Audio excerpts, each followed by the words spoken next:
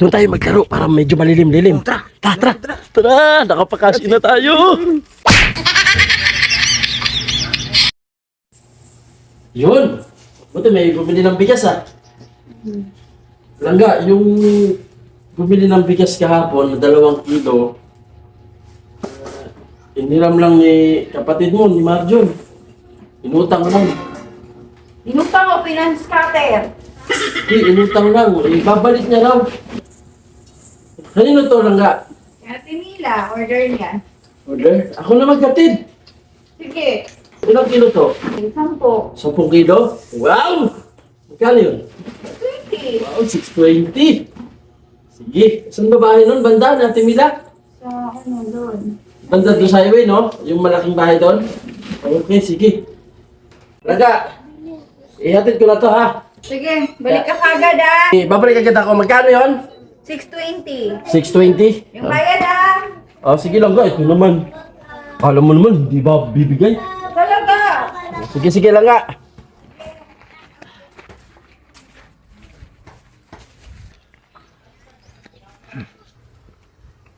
Tao po.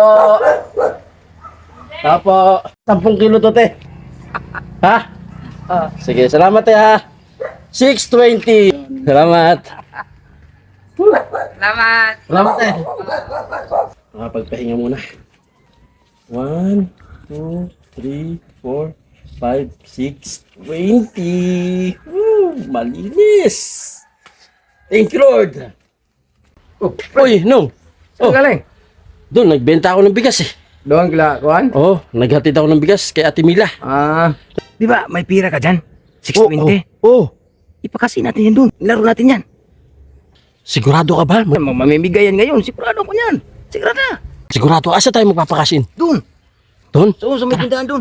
Tara, tara. Oh, hindi mo na ako didiretso ng bahay. Oo, kang Doon muna tayo sa tindahan. Doon muna sa tindahan. Sige, sige. Ate, pwede kaming pakasin. 620. Ha? Sige, te. Salamat, ha. Doon tayo maglaro para medyo malilim-lilim. Tara. Tara, tara. Tara, nakapakasin na tayo. Talo tayo? Ubus. Yari tayo yan. Anong gawin natin dyan? Di ko alam. Ano sasabihin ko sa asawa ko nito? Paano ba ito?